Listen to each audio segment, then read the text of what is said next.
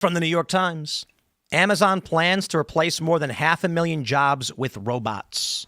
I'm excited for this because the end is nigh, my friends. Have you seen the video of the shipyards where all of the containers are being moved around by robots? Yes, I have seen that. Yeah. And that's what Amazon factories already are. The factories in China where there's no lights at all in them, they're just because the robots don't need light. They have like radar and LiDAR and stuff, so there's no actual lights. You walk in, it's pitch black, and the robots don't care. They're doing their thing. It's happening now. This story is crazy enough, but you combine these things, especially with the government screw-ups, collapse, the loss of SNAP benefits, whatever it's going to be. Look, I'll just put it this way. You guys, we talked about the LSAT numbers. You saw the LSAT numbers? Going up, right? 32,000, whereas like last year it was 18. Right. Which people staying in school because they perceive the job market as being disastrous. Particularly law, because it's a fake job made up by people to argue with people. Amen. Whereas, but it's true. I'm not trying to disparage lawyers. I am. A little bit, but when you go to school for like for engineering, it's not an issue of staying in school. You're like, when I get out, I'm going to be an engineer in some kind of engineer. When you go to law, you're basically saying nothing is working in the economy, but the one thing that I can hope for is that I'll be able to argue with somebody and sue them, or well, they're replaced by AI. And, oh, bro. Listen, this is not career recommendation or anything, but just as I see it, law, medicine, and finance, those are the things that a layperson can't really understand, and it's very intimidating for them to navigate. So I can understand why someone might see that as, safe career paths, but you can't. I don't know if you can make on anything anymore. You'd be safe for going into the trades. Mm-hmm. You'd be safe for just quitting school and becoming a plumber. I mean, honestly, you'd be at least in 2 years. You could be actually doing stuff, and those type of jobs are going to be the last ones taken away by robots. I think. But when is the last? What if that's only 10 years from now? We don't know. No, I don't even think it's that. Look, if they allow the welfare benefits to end on the 1st, we are talking about a nuclear bomb on the economy and in politics. It cannot happen. If it happens, okay, I'm saying this when they warn, maybe. Hey, you may not get your benefits. That's a big difference. Because if, come the 1st, Trump goes, look, we found funds, we pulled it, the government's not opening, but we're fine. Then it's like, yeah, okay, it was a threat. But if actually 42 million people do not get money and they cannot buy food, I don't know how that is going to change the face of this nation. There are two things that drive electoral systems. Usually it's the economy, but only when things are safe. Security is next, but there is another indicator of revolution and civil war, and that is when food is hard to come by. And with the Arab Spring, one of the key indicators of massive revolution across the Arabic world in North Africa particularly was that food prices had become too high. It kicked off with, I believe, Mohammed Bouazizi was his name? He was a fruit cart salesman in Tunisia. That's right. And the police came and said, you can't sell fruit. And he goes, it's the only thing I can do to make money. They shut him down. So he went in front of City Hall and immolated himself. And then everybody snapped because they were feeling the same pressures and the same heat. What's going to happen to this country when you have terrorism, a weak economy, high prices, and 42 million people who can't afford food? Well, everything will turn out fine. Trump can then invoke the Insurrection Act and take over anything he wants. Well, and you mentioned earlier the rural areas. Rural areas actually rural households specifically have a far higher participation in SNAP benefits and these sorts of things. So it'll compound. You have two issues now compounding. Is A, you're going to have a migration of people from rural areas into the urban areas because that's where the institutions are going to be that distribute food. And then B, the farms that do exist in the rural areas, their labor force gets cut out from under them because a lot of those people that are on those SNAP benefits are working on the farms and these sorts of things. So then there's going to be a shortage of labor on the farms, and then now the farms are going to have less productivity. So everything is just going to compound. The rural areas are going to completely rot out. The area is going to be pulled, the bottom's going to be pulled out from under. It already has in a lot of ways. And then, they're going to flood into the cities, and then the cities will be out of food because these farms are going to have labor shortages. The one problem with that, though, is that farms are going to disappear soon because they're all becoming data centers. That too. And then generated food, though. And then they're going to take all the water so the data centers can gargle them up. Yes, the people are already complaining about higher water bills and electricity bills because they're funding the data centers in the area. We got our electric. So at the old studio, our electricity bill's been largely just nothing because we left, and then we got the bill for it. I think it was like a couple months ago. And when I saw the bill, I got really angry because I'm like, whoa, someone's pulling some BS. Right. Somebody plugged in a Bitcoin mining rig at our property. Oh, yeah. No, it's the price of electricity is skyrocketing because of the high demand from data centers, but also probably Bitcoin mining as well, just for in sure. general. I put my heat on like last week, and then the electric company just sent me a loan application. You're gonna need this. Because we weren't smart enough to move towards fourth generation nuclear, and we just don't have enough. Don't have enough power. Well, New York State, they're shutting down nuclear reactors. There's one thing we haven't talked about too, though, is where we're saying like if benefits end in November. You mean in 4 days? In 4 days, right?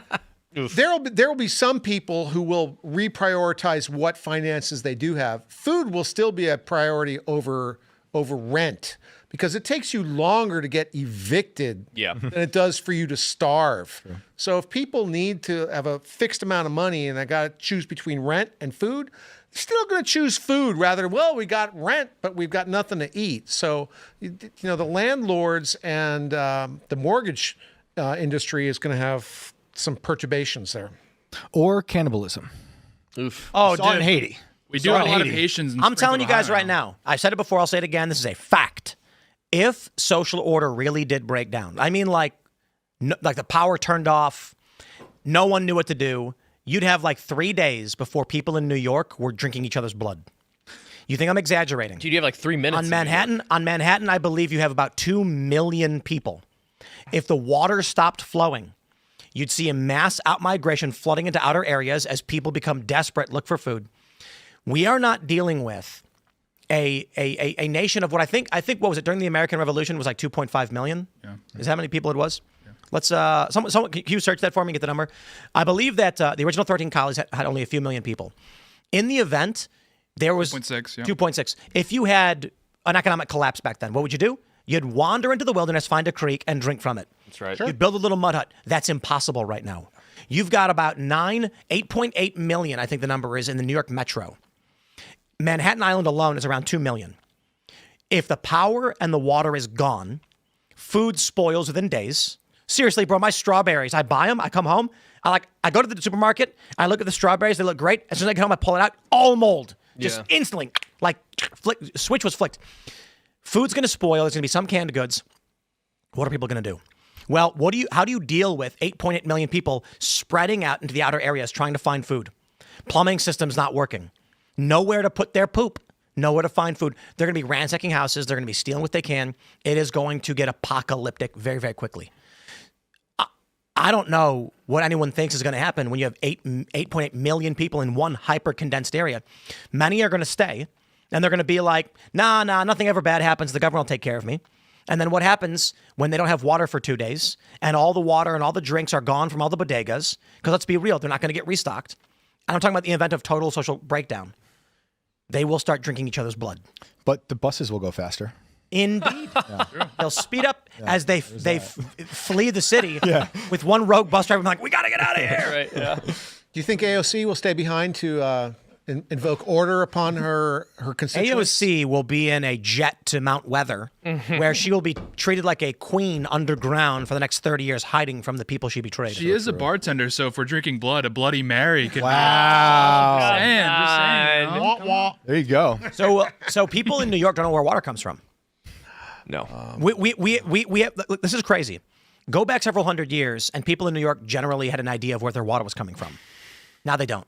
They just made huge new pipes for where the water comes from New York City. It goes all the way up to the upstate New York. There's this video from Vice like 15 years ago where a guy, there's a stream in New York they put a building over. The stream is still there, but it's covered, and there's a wall. And if you jump over the wall, there's a crack between the building and the wall that goes under the building, where there's a natural creek still there. And then he put cameras on. It's a super old video, but he was like, this is where a lot of the water would flow through New York. Now, no one has any idea. They've covered it all up and they're pumping the water in. What happens if the water stops flowing? Chicago's the same way. You drink Lake Michigan water, sure, you're going to get real sick. And people don't even know how to treat water anymore either. Yeah. We have developed ourselves out of our ability to survive without these tools that we've made. Mm-hmm. Oh, absolutely. Yeah, you're forced to rely on the material world, whereas we used to have nature. Yeah. Nature's dead. Yeah, I grew up in Memphis, and people there, every city says this, but they're like, we were voted the best tap water in America. And then you go, why is that? And they say, well, it comes from aquifers. And I'm like, yeah, that's where water comes from. Yeah. Sounds good. We're just so removed from the processes Yes. that, So I don't know, when I've talked to people about all these jobs being lost, the response I get is, yeah, but they'll replace it with robots. And I'm like, guys, they're not going to replace your customers with robots. So when we talk about population collapse, what there's going to be a Taco Bell, and so some guy owns a chain of Taco Bell, is a franchisee owner. He goes, we can't afford, we're losing sales, so we're going to save money by replacing all of our staff with robots. He does. Then he goes to the government. I have this automated Taco Bell store, but we're collapsing. We're going to go out of business. The economy is terrible. So the government says, we're going to create a bunch of robots to go and buy products from you. And then it's just a bunch of robots buying Taco Bell, throwing it in the garbage. Well, here's the optimistic. Wait, I'm sorry. Yeah, Aliens come to Earth. There's no people anywhere. It's just robots buying food and throwing it away. Buying food from each other. Any complex economic system that you've got established, which we have, can only handle change at a certain rate. Yeah. And so the problem we're coming at is these shocks to the economy are exceeding the rate at which the change can be absorbed into the system and adaptations can be made. So we can get to a different state of the economy, but we can't do it in a telescope compact time frame. And that's really what we're up against. That's the difficulty. Well, and the thing is, like, our economy has been hit with multiple new inventions over the past several decades that would and should take any society decades to adjust to by themselves. Going from radio to television to the internet. And we're not even talking about, the advancements that have been made in medicine or food production or anything like that. So yeah, we've been taking on a lot of change very, very quickly. There's a very real question of whether society can sustain it. Yeah. If I were to be a very out to lunch optimist, here's what I would say. I go, well, here's the good news. We're talking about the population aging up. Well, guess what? The robots are going to take care of them since there won't be enough young people to do it. No. We've got the technological infrastructure for that. Here's the problem. Ultimately, that technology is going to be controlled by people. People don't always act in the best interest of other people, especially when they're in a position to really leverage their power to get what they want from them. And even if they do, even if we end up in like a miracle scenario where everything goes perfectly and the people who run these AI companies use the technology for noble reasons to help others, well, when those others end up with abundance and don't have to work, they're all going to end up falling apart. Yeah. Well, yeah, you get this thing now where like you're talking about what these new technologies hitting the market is every single time, like, the computer, the personal computer. And then everyone's like, great. So that means, labor retracts a little bit. So my wages will go up. Yeah, about that. We just brought in 20 million immigrants like in the last 5 years. You're like, oh, so every time. Exactly. Yeah, so. I want to jump to this next story. Before we do, I didn't think I'd have to do this, but I should. It looks like we're about to sell out of all the boards. So Sweet. I shouted out the new Boonies boards. We've got the Primal Collection, Jason Ellis, Cody Mack, and Tim Pool boards. And there's 55 of each. 5 of them are golden and serialized, numbered 1, 2, 3, 4, and 5. My team just hit me up and said that we're basically on the verge of selling out. There's only a handful left. So I guess, guys, I'm letting you know because maybe you might want to, they're going to sell out instantly. So I don't even know why I'm telling you, I guess you're buying them. But I'm just letting you guys know. And the rest of the boards are also starting to sell at increased numbers because once they're gone forever. Mm-hmm. We're retiring the older models. So shout out.